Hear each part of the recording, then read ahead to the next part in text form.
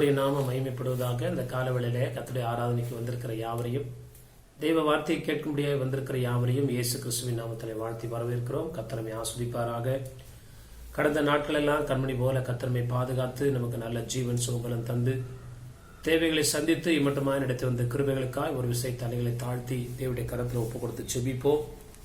பரலோக பிதாவே, நன்றியோடு துதிக்கிறோம், ஸ்தோத்திரிக்கிறோம். இந்த ஆஸ்வதிக்கப்பட்ட நல்ல காலவேளைக்காய் ஸ்தோத்திரம். மனமகிழ்ச்சி நாளின் காலவேளையில இந்த வார்த்தையை கேட்க நீர் எங்களை கொண்டு வந்திருக்கிற தயவுக்காய் ஸ்தோத்திரம். எங்களுடைய இதயங்களையும் சிந்தனைகளையும் ஆண்டவர் ஆட்கொள்வீராக. ஆண்டவரே கர்த்தாவே ஸ்தோத்திரிக்கிறோம் ஐயா. ஆண்டவரே இந்த கரத்தில் ஒப்பு கொடுக்கிறோம் ஐயா.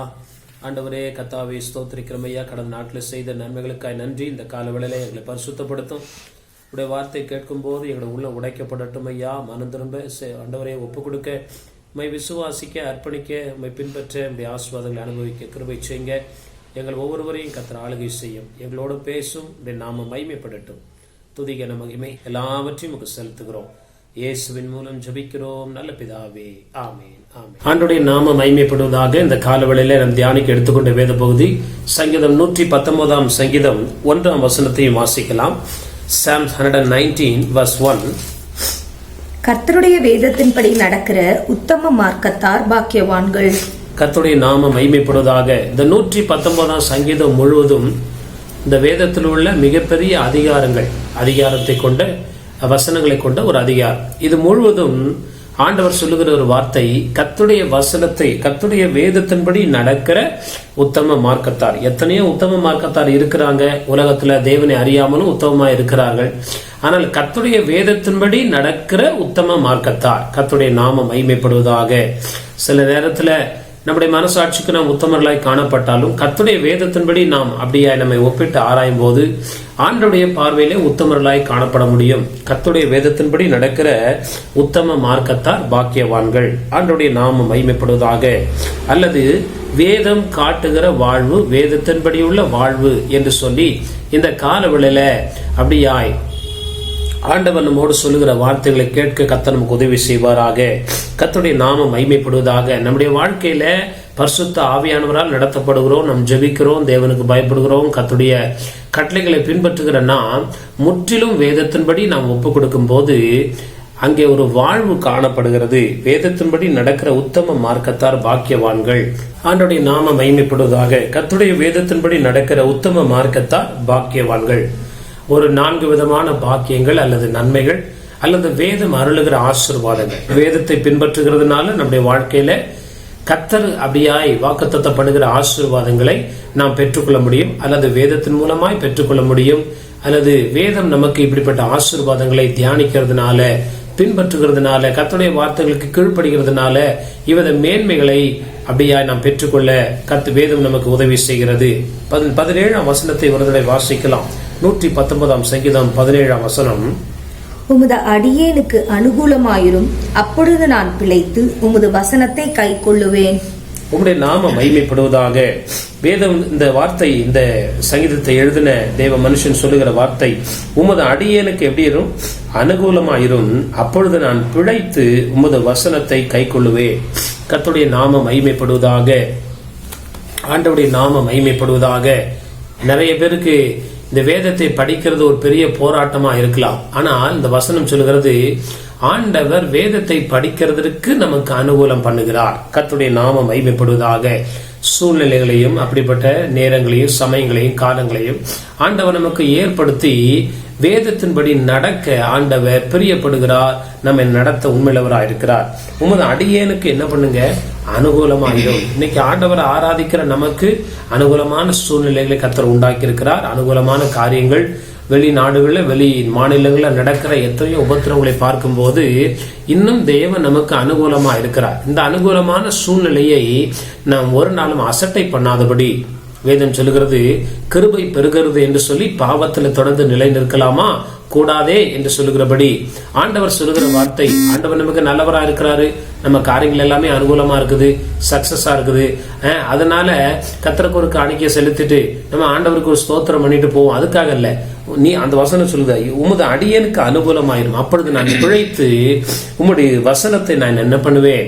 அப்ப ஆண்டவர் நமக்கு இந்த நாட்களில் செய்கிற அதிசயங்கள், அற்புதங்கள், உதவி, ஒத்தாசைகள், அனுகூலங்கள், திறந்த வாசல்கள் எல்லாம் எதுக்குன்னா, எப்படியாவது வேதத்தின்படி நடக்க மாட்டாங்களா, வேதத்துக்கு செவி கொடுக்க மாட்டாங்களா, வேதத்துக்கு கீழ்ப்படிய மாட்டாங்களா, வேதத்துக்கு அர்ப்பணிக்க மாட்டாங்களா என்று சொல்லி ஆண்டவருடைய உள் நோக்கமானது எப்படியாவது ஜனங்கள் வேதத்துக்கு, சத்தியத்துக்கு தங்களுடைய அப்படியாய் செவிகளை திறக்க வேண்டும் என்று சொல்லி ஆண்டவர் நமக்கு அனுகூலம் பண்ணி கொண்டிருக்கிறார். எல்லா அனுகூலங்களையும் பெற்று வேதத்துக்கு கீழ்ப்படியாமல் இருக்கும் போது நாம் இப்படிப்பட்ட பாக்கியவான்களாய் மாற முடியாது. ஆண்டவர் நமக்கு இப்படிப்பட்ட பாக்கியத்தை கொடுக்க முடியாய், வேத வழியாய் நடத்த முடியாய் விரும்புகிறார். கர்த்தருடைய நாமம் மகிமைப்படுவதாக. ஒரு 4 காரியங்கள்ல முதல் காரியங்களை நம்ம வாசிக்கிற 9ஆம் வசனத்துல 119ஆம் சங்கீதம் 9ஆம் வசனம். வாலிபன் தன் வழியை எதினால் சுத்தம் பண்ணுவான், உமது வசனத்தின்படி தன்னை காத்துக் கொள்ளுகிறதினால் தானே. வாலிபன் தன் வழியை எதனால் சுத்தம் பண்ணுவான்? அவன் எப்படி தன்னை ரட்சித்துக் கொள்ள முடியும்? எப்படி பாவத்திலிருந்து தன்னை விடுதலையாக்க கூடும் என்றால், உம்முடைய வசனத்தின்படி தன்னை காத்துக் கொள்ளுகிறதுனாலே. வசனத்தை வாசிக்கும் போதே நம்ம யாருன்றது ஆண்டவர் நமக்கு வெளிப்படுத்தி, அது மாத்திரமல்ல ஆண்டவரிடத்துல பாவ மன்னிப்பு கேட்கக்கூடிய ஒரு வாஞ்சையை கர்த்தர் நமக்கு தருகிறார். ஆண்டவருடைய நாமம் நம்ம செய்யறது தவறா சரியா நமக்கு தெரியாது. அப்ப வேத வசனத்தை வாசிக்கும் போதுதான் சில காரியங்கள் நம்முடைய மனசாட்சிக்கு தவறுது போல காணப்பட்டாலும், ஒரு மனுஷன் பாவத்தில் இருக்கும் போது அவன் செய்கிறதெல்லாம் அவன் மனசாட்சிக்கு சரி என்று தோன்றும். அவன் வேதத்தை வாசிக்கும் போது, விசுவாசியா இருக்கலாம், ஊழியக்காரங்களா இருக்கலாம், ரட்சிக்கப்படாதவங்களா இருக்கலாம், இன்னும் நம்மை சுத்திகரித்துக் கொள்வது அவசியமா இருக்கிறது. பரிசுத்தமா இருக்கிறவர்கள் இன்னும் பரிசுத்தமாகட்டும் என்று சொல்லி ஆண்டுடைய வார்த்தைகள் சொல்லுகிறபடி இந்த நாட்கள்ல நாம் நம்மை நாமே நிதானித்து அறிந்தால் நாம் நியாயந்திருக்கப்படும். நம்ம எப்படி நம்ம நிதானித்து அறிய முடியும்? How do we examine ourselves அப்படின்னு பார்க்கும்போது, வேதத்தோடு ஒப்பிட்டு நம்ம வாசிக்கும் போதுதான் நம்ம வாழ்க்கையில எத்தனை குறைகள் இருக்கு என்பதை வேதம் நமக்கு சுட்டி காட்டுகிறது. அது மாத்திரமல்ல, ஆண்டவருக்கு நேராய் நம் வேதம் நம்மை வழிநடத்துகிறதாய் காணப்படுகிறது. வாலிபன் தன் வழி எதனால் சுத்தம் பண்ணுவான்? ஒரு ரட்சிக்கப்படாதவன் எப்படி தன்னை ரட்சிப்புக்குள்ள நடத்த முடியும்?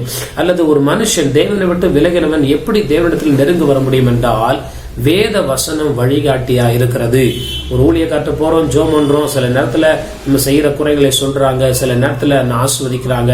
ஆனா வேதம் நம்முடைய எல்லா காரியங்களை நமக்கு அது போதிக்கிறதா இருக்கிறது. நம்ம என்ன பண்ணுகிறது? நம்ம யார் என்பதை வேதம் வெளிப்படுத்தி நம்மை பரிசுத்தமாக்க நமக்கு உதவுகிறதா இருக்கிறது. வாலிபன் தன் வழி எதனால் சுத்தம் பண்ணுவான்? உமது வசனத்தின்படி தன்னை காத்துக் கொள்கிறதுனால. வசனத்தை வாசிக்கும் போதுதான் வாலிபனா இருக்கட்டும், வயோதிபனா இருக்கட்டும், பெண்களா இருக்கட்டும், ஆண்களா இருக்கட்டும், நம்ம செய்யற குறைகளை வேதம் நமக்கு சுட்டி காட்டுகிறது. ஆண்டவருடைய நாமம் மகிமைப்படுவதாக, கர்த்தருடைய நாமம் மகிமைப்படுவதாக. 11ஆம் வசனத்துல நம்ம வாசிக்கிறோம், வெர்ஸ் 11ல கர்த்தருடைய நாமம் மகிமைப்படுவதாக. சங்கீதம் 119ஆம் அதிகாரம் 11ஆம் வசனம். நான் உமக்கு விரோதமாய் பாவம் செய்யாதபடிக்கு உமது வாக்கை என் இருதயத்தில் வைத்தேன். வாலிபன் தன் வழியை எதனால் சுத்தம் பண்ணுவான்? உமது வசனத்தின்படி தன்னை காத்துக் கொள்கிறதுனாலே. வசனத்தின்படி காத்துக்கொள்ளும் போது அவருடைய வழிகளில் இருக்கிற அசுத்தங்களை அவன் கண்டு தன்னுடைய வாழ்க்கையை அர்ப்பணிக்கும் போது பரிசுத்த ஆவியானவர் என்ன பண்றாரு? நம்முடைய பாவங்களை மன்னித்து நமக்கு வாழ்வு தந்து தொடர்ந்து அந்த பாவத்தில் செய்யாதபடி நமக்கு பலன் தருகிறார். கர்த்தருடைய வித்து அவனுக்குள் இருக்கிறதே, அவன் பாவம் செய்யான், தேவனால் பிறந்த மனுஷன் பாவம் செய்யான் என்று சொல்லி அபிஷேகத்தை பற்றி சொல்லுகிறது. இந்த இடத்துல தேவ வசனம் நம்ம என்ன செய்கிறது? நம்ம என்ன பண்ணுகிறது?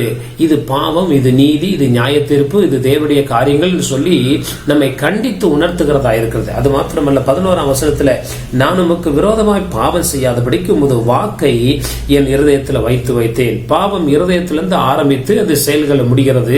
அந்த இருதயத்துல தேவனுக்கு பயப்படுகிற பயம், வேத வசனங்கள் உள்ள காணப்படும் போது பாவம் உள்ளே செல்லாதபடி நம்முடைய இருதயம் அப்படியாய் நம்மை பாதுகாத்து செவையான வழியில நடத்துகிறது. ஆண்டவருடைய நாம இருதயம் மகா திருக்குள்ளதும் கேடுகுமா இருக்கிறது.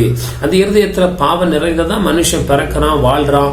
அதுல தேவ வார்த்தை உள்ள போகும்போது, அல்லது அந்த இருளுக்குள்ள அந்த வெளிச்சம் போகும்போது, அங்க உள்ள மறைந்திருக்கிற எல்லா வல்லமைகள் அந்த இடத்தை விட்டு நீங்கி போகிறது என்பதில் எந்த மாற்றும் இல்லை.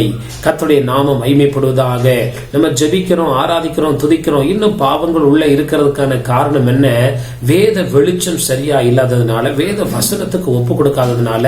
வேதத்தை எல்லாமே ஆசீர்வாதமான வார்த்தை தான் வரணும். செய்யணும் அப்படின்ற ஒரு மனப்போக்கு ஒரு தவறான மனப்போக்கு. ஆண்டவர் என்ன சொன்னாலும் அதற்கு கீழ்ப்படிவேன்னு சொல்லி கட்டளைகளையும் பிரமாணங்களையும் மாத்திரம் கை கொள்ளும் போது ஆசீர்வாதங்கள் தானாய் வருகிறது என்பதில் சந்தேகமில்லை. கர்த்தருடைய நாமம் மகிமைப்படுவதாக.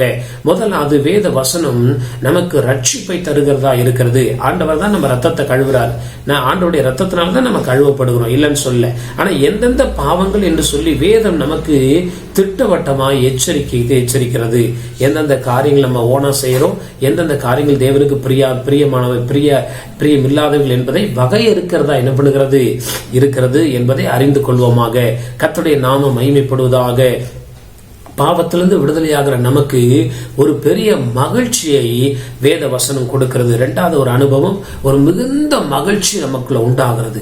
கர்த்தருடைய நாமம் மகிமைப்படுவதாக. 1000 பொன் வெள்ளியை பார்க்கலும் நீர் விளம்பின வேதமே எனக்கு நலம். அத்திமரம் துளி விடாமல் போனாலும் திராட்சை செடி கனியற்று போனாலும் நான் கர்த்தருக்குள் மகிழ்ச்சியா இருப்பேன் அப்படின்ற ஒரு காரியம் என்னன்னா, ஒரு பரிசுத்தமாக்கப்பட்ட ரத்தத்தால கழுவப்பட்டு விடுதலையாக்கப்பட்ட ஜனங்களுக்குள்ள ஆண்டவர் இரண்டாவது இந்த வசனத்தின் மூலமாய் ஒரு ஆவி ஆத்மா சரீரத்தில் விடுதலையை தந்து ஒரு ஆசீர்வாதத்தை தருகிறவராய் இருக்கிறார். அந்த வசனத்தை நம்ம வாசிக்கலாம். இரண்டாவது ஒரு வசனத்தை நம்ம வாசிக்கலாம். 14வது வசனம், சங்கீதம் 119:14. திரளான செல்வத்தில் களி கூறுவது போல நான் உமது சாட்சிகளின் வழியில் களி கூறுகிறேன். ஆண்டவருடைய நாமம் மகிமைப்படுவதாக. இந்த வசனத்தை எழுதிய தேவ மனுஷன் சொல்லுகிற வார்த்தை திரளான செல்வத்தில் களி கூறுவது போல. வேத வசனம் நம்மை விடுதலையாக்கி ஒரு மகிழ்ச்சியின் பாதையில நடத்துகிறது.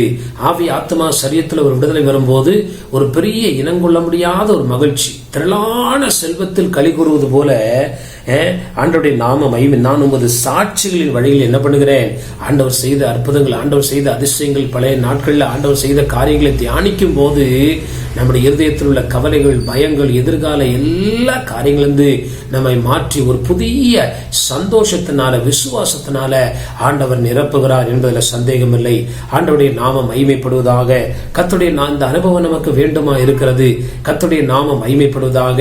சகே என்ற மனுஷன் ஆண்டவர் அப்படியே சந்தித்து ரட்சிக்கும் போது அவனுக்கு உண்டான சந்தோஷத்தினுடைய மிகுதியினால அவன் என்ன செய்கிறான், தனக்கு உண்டான எல்லாவற்றையும் ஏழைகளுக்கு கொடுத்து விடுகிறேன் என்று சொல்லி அந்த அப்படிப்பட்ட ஒரு மகிழ்ச்சி அவருடைய இருதயத்தை ஆட்கொள்கிறது போல பூரண ரட்சிப்பு நம்முடைய வாழ்க்கையில இப்படிப்பட்ட ஒரு மகிழ்ச்சி, that is a sign that we have been delivered. நம்ம ஆண்டவருடைய பாதத்தில் விடுதலையாக்கப்பட்டிருக்கோம் என்பதற்கு அடையாளம் என்னன்னா, நமக்குள்ள 1000 கடன் பிரச்சனை இருக்கலாம், போராட்டம் இருக்கலாம், பலவிதமான துக்கங்கள் நம்மை சூழ்ந்திருந்தாலும் நம்முடைய ஆவியானது விடுவிக்கப்பட்டதா இருக்கிறபடினால ஒரு மகிழ்ச்சி நமக்குள்ள காணப்படுகிறது. கட்டப்பட்ட ஒரு மனுஷனை கட்டவிழ்த்த பிறகு அவன் எப்படி மகிழ்ச்சியா இருக்கிறானோ அதை போல ஆண்டவர் இந்த மகிழ்ச்சியின் பாதையில இருதயத்தை களிப்பாக்குகிற அவருடைய வார்த்தைகளினாலே நம்மை பலப்படுத்தி நம்மை ஆஸ்வதிக்கிறார் என்பதில் அநேகர் சோர்ந்து போயிருப்பாங்க. கேட்டா பல கவலைகள் சொல்லுவாங்க. அந்த கவலைகள் அல்ல, கர்த்தருடைய பாதத்திலிருந்து நம்ம பரிபூர்ண ரட்சிப்பை விடுதலையும் பெற்றுக்கொள்ளும் போது நம்முடைய வாழ்க்கையில ஒரு மகிழ்ச்சி நம்மை பின்பற்ற ஆரம்பிக்கிறது என்பதில் சந்தேகமில்லை. கர்த்தருடைய நாமம் மகிமைப்படுவதாக. அதற்கு இணையான ஒரு வார்த்தை நம்ம வாசிக்கலாம்.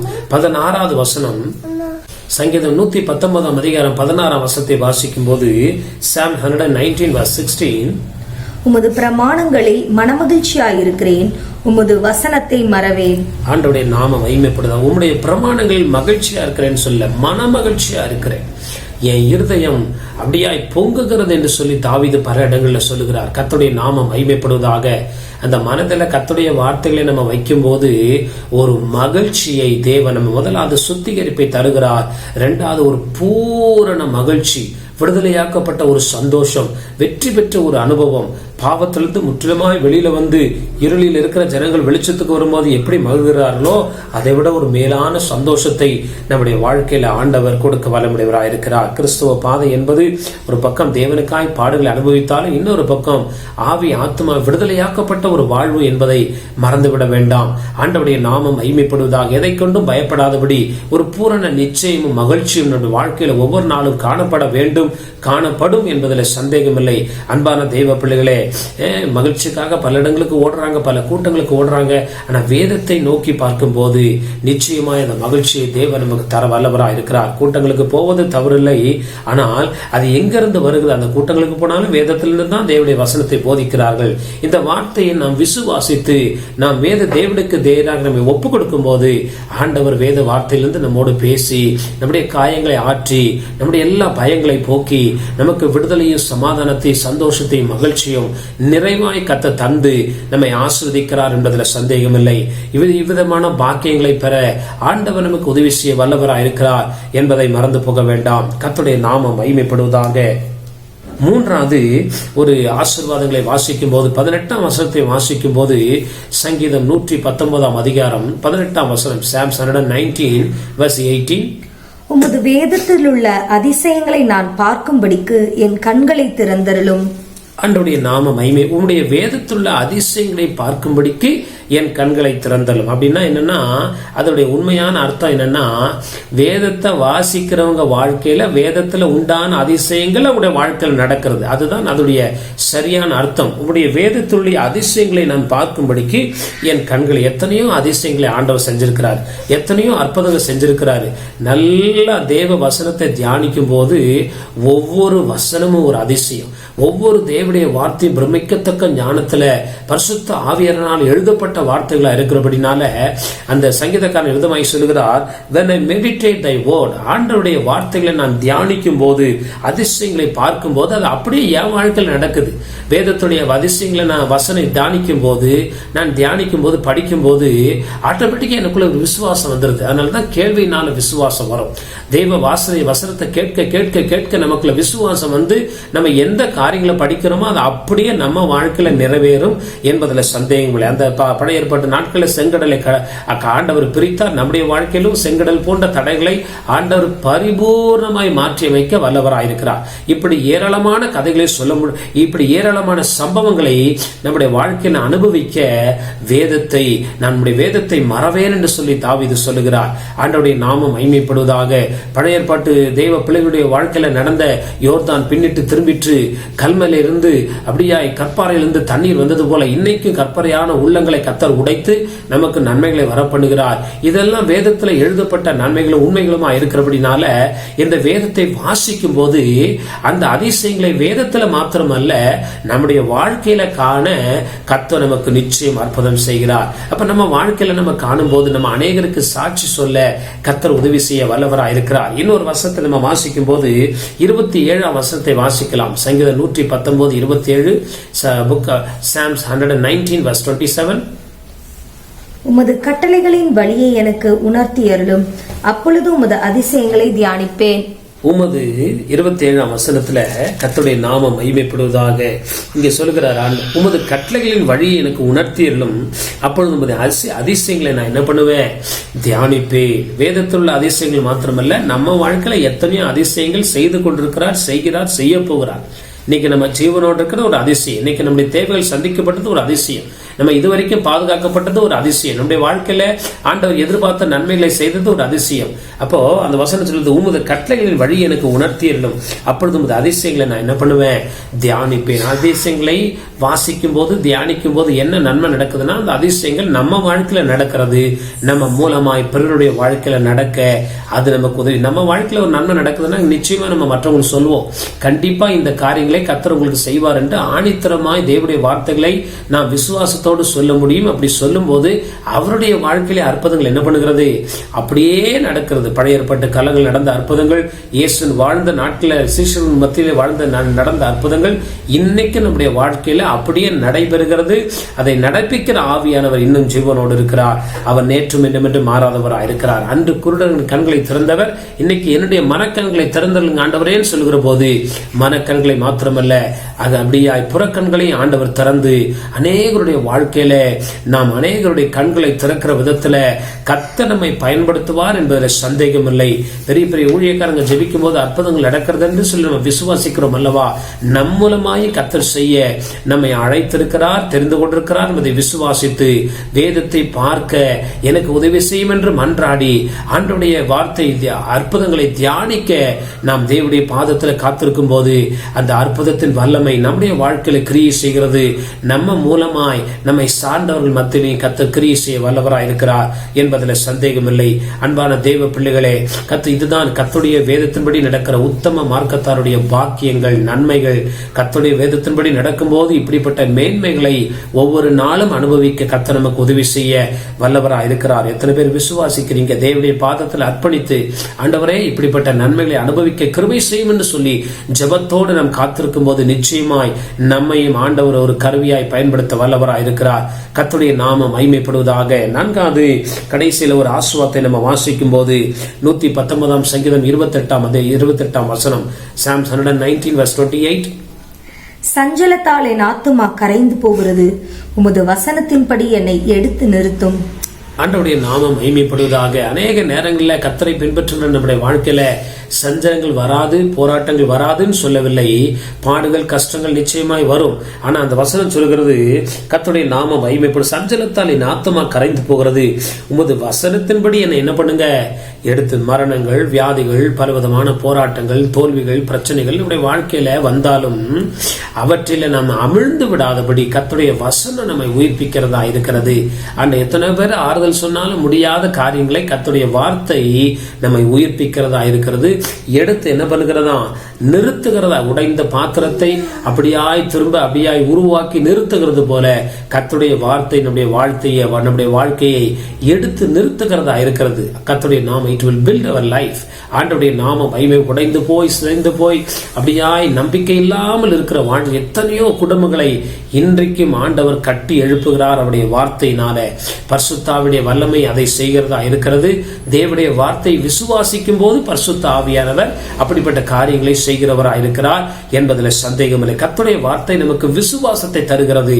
அப்ப ஆண்டவரை விசுவாசிக்கும் போது பரிசுத்த ஆவியானவர் கிரியை செய்ய ஆரம்பிக்கிறார் என்பதில் சந்தேகம் இல்லை. ஒரு வசனத்தை நம்ம வாசிக்கும் போது 40 வசனம், சங்கீதம் 119 40 வசனம். இதோ உம்முடைய கட்டளைகள் மேல் வாஞ்சியா இருக்கிறேன், உமது நீதியால் என்னை உயிர்ப்பியும். ஆண்டவருடைய நாம 40 வசனத்துல இந்த சங்கீதக்காரன் இதோ உமது கட்டளைகள் மேல் வாஞ்சியா இருக்கிறேன், உமது நீதியால் என்ன பண்ணுங்க உயிர்ப்பியும். கர்த்தருடைய நாமம் மகிமை. பரிசுத்தவான்களுக்கு பாடுகள் உண்டு, பலவீனங்கள் உண்டு, போராட்டங்கள் உண்டு. ஆனால் அவர்களை மேற்கொள்ளாதபடி கர்த்தர் உயிர்ப்பிக்கிறவராக இருக்கிறார். ஆண்டவருடைய நாமம் விழுகிற யாவரையும் தாங்கி மடங்கடிக்கப்பட்ட யாவரையும் என்ன பண்ணுகிறாரா? தூக்கி விடுகிறார். கர்த்தருடைய நாமம். எலியாவே சோர்ந்து போயிட்டாரு. எலியாவே போதும் கர்த்தாவே, என் பிதாக்களை பார்க்கல நான் நல்லவன் அல்ல, என் முற்பிதாக்களை பார்க்கல நல்லவன் அல்லன்னு சொல்லி சோர்ந்து போய் சூறை செடியில படுத்து நல்ல ஊழியத்தை செய்து வந்தவர்.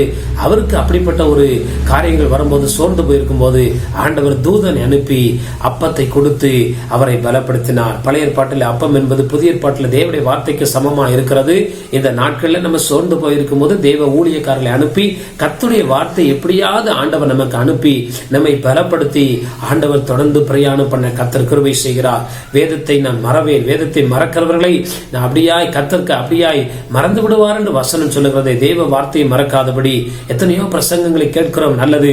ஆனால் நாம் தனிப்பட்ட வாழ்க்கையில கர்த்தருடைய வார்த்தையை தியானிக்கிறவர்களாய், வாசிக்கிறவர்களாய், விசுவாசிக்கிறவர்களாய், அர்ப்பணிக்கிறவர்களாய் காணப்படும் போது இந்த இப்படிப்பட்ட பாக்கியங்களை நாம் நம்முடைய வாழ்க்கையில பெற்று அனுபவிக்க கர்த்தர் உதவி செய்ய வல்லவராய் இருக்கிறார். கர்த்தருடைய வேதத்தின்படி நடக்கிற உத்தம மார்க்கத்தார் அவர்கள் பாக்கியவான்கள். இப்படிப்பட்ட பாக்கியங்கள், நன்மைகள், இன்னும் எத்தனையோ நன்மைகளை வேத வசனத்துல சொல்லி இருக்கிறது. இந்த நம்முடைய வாழ்க்கைக்கு அடிப்படையான ஆதாரமான இந்த ஆசீர்வாதங்களை இந்த நாட்கள்ல நாம் ஒரு விசை பெற்று அனுபவிக்க நாம் நம்மை தேவனுடைய பாதத்துல முற்றிலும் ஒப்பு கொடுக்கும் போது கர்த்தர் நிச்சயமாய் நம்முடைய ரட்சிப்பின் அனுபவத்தை திரும்ப கர்த்தர் நமக்கு தருகிறார். தாவீது பாவம் செய்து அப்படியாய் சங்கீதம் 51 சொல்லும் போது உம்முடைய ரட்சணத்தின் சந்தோஷத்தை எனக்கு திரும்ப என்ன பண்ணுங்க தாங்க, உற்சாகமான ஆவி என்னை தாங்கும்படி செய்யுங்கன்னு சொல்லி அவன் ஜெபிக்கிற வேளையில கர்த்தர் தம்முடைய வார்த்தையினால் அவனை பலப்படுத்துகிறார். அவருடைய தம்முடைய வசனத்தை அனுப்பி அவனை சுகமாக்கினார். ஆண்டவருடைய நாமம் மகிமைப்படுவதாக. கர்த்தருடைய வசனம் நம்மை சுகமாக்குகிறது, விடுதலையாக்குகிறது.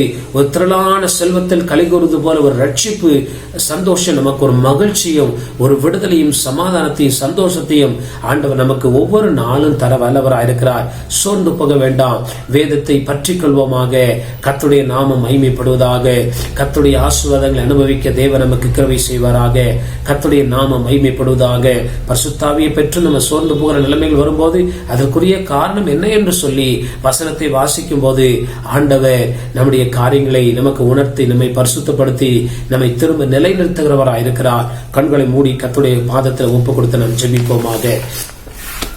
பரலோக பிதாவே, இந்த ஆஸ்வதிக்கப்பட்ட காலவளைக்காய் ஜெபிக்கிறோம் ஐயா. உம்முடைய ஆண்டவரே, கர்த்தருடைய வேதத்தின்படி நடக்கிற உத்தம மார்க்கத்தார் பாக்கியவான்கள் சொல்லி கர்த்தருடைய வேதத்தினால் வருகிற ஆசீர்வாதங்கள் 119 சங்கீதத்துல ஒவ்வொரு வசனங்களும் எழுதப்பட்டிருக்கிறது ஐயா. ஒரு 4 ஆசீர்வாதங்களை இந்த காலவெளியில தியானிக்க கிருபை செய்தீர். இதை நாங்கள் அனுபவிக்க நீ சித்தமுள்ளவராக இருக்கிறபடினால் எங்களோடு பேசியிருக்கிறீர் ஐயா. இந்த வசனத்தை கேட்கிற எங்க ஒவ்வொருடைய வாழ்க்கையில இப்படிப்பட்ட 4 விதமான அனுபவங்களை இந்த நாட்களில் நாங்கள் பெற்று அனுபவிக்க கர்த்தர் இரக்கம் செய்வீராக. உங்க கரத்துல முற்றுமாய் ஒப்புக் கொடுக்கிறோம் ஐயா. ஆண்டவரே, இந்த அனுபவத்தின் வழியாய் கடந்து போக கர்த்தர் கிருபை செய்யுங்க. சிறியோர், முதியோர், வாலிபர், பெரியோர், பெண்கள், ஆண்கள் யாவரும் இந்த அனுபவத்துல நிரப்பப்பட கர்த்தர் கிருபை செய்யுங்க. உங்களுடைய நல்ல நாமம் தொடர்ந்து மகிமைப்படட்டும். எங்களை தாழ்த்தி உங்களுடைய கரத்துல ஒப்புக் கொடுக்கிறோம். துதி, கன, மகிமை எல்லாவற்றையும் நாங்கள் உங்களுக்கு செலுத்துகிறோம். இயேசு கிறிஸ்துவின் மூலம் ஜெபிக்கிறோம் நல்ல பிதாவே. ஆமேன், ஆமேன். என் ஆத்மாவே கர்த்தரை ஸ்தோத்திரி, என் முழுமே பரிசுத்த நாமத்தை ஸ்தோத்திரி. என் ஆத்மாவே கர்த்தரை ஸ்தோத்திரி, கர்த்தர் செய்த சகல உபகாரங்களையும் மறவாதே. ஆமென், ஆமென். நம்முடைய கர்த்தராகிய இயேசு கிறிஸ்துவின் கிருபையும் பிதாவாகிய தேவனுடைய அன்பும் பரிசுத்த ஆவியானவருடைய அன்பின் ஐக்கியமும் சமாதானமும் சந்தோஷமும் இன்றும் என்றும் சதா காலமும் நம்மோடும் நம்முடைய குடும்பங்களோடும் நம்முடைய ஊழியங்களோடும் கர்த்தருடைய வருகை பிறந்த நிலைத்திருப்பதாக. ஆமேன், ஆமேன். கர்த்தருடைய நாமம் மகிமைப்படுவதாக. இந்த ஊழியர்களுக்காய் ஜெபிக்கிற, கொடுக்கிற, தாங்குகிற, உழைக்கிற, உதவி செய்கிற யாவருக்கும் நாங்கள் தொடர்ந்து ஜெபிக்கிறோம். நீங்களும் இந்த ஊழியங்களுக்காய் தொடர்ந்து ஜெபிக்க முடியாய் இயேசுவின் நாமத்தினால உங்களை கேட்டுக்கொள்கிறோம். ஆண்டவருடைய நாமம் மகிமைப்படுவதாக. எங்களுடைய சபையானது பெங்களூர் பட்டத்தில் உள்ள லிங்கராஜபுரம் என்ற பகுதியிலே எண்ணூர் மெயின் ரோட்ல உள்ள SBI பேங்குக்கு முன்பதாக உள்ள சோபா ஸ்டோருடைய முதல் மாடியிலே காணப்படுகிறது. ஞாயிறு காலை 7 மணி முதல் 8:30 மணி வரை முதல் ஆராதனைக்காக இருக்கும். அதன் பின்பு 9 மணி முதல் 10 மணி வரை சண்டே கிளாஸ் ஊழியங்கள் இருக்கும். மற்றும் 10 மணியிலிருந்து 11 வரை 2வது ஆராதனை இருக்கும். வேற எந்த சபைக்கு நீங்கள் போகாதவர்களா இருந்தால் எங்களுடைய சபைக்கு வந்து எங்களுடைய ஆராதனை கலந்து கொள்ள முடியாது. உங்களை இயேசுவின் நாமத்தில் கேட்டுக்கொள்கிறோம். ஆண்டவருடைய நாமம் மகிமைப்படுவதாக.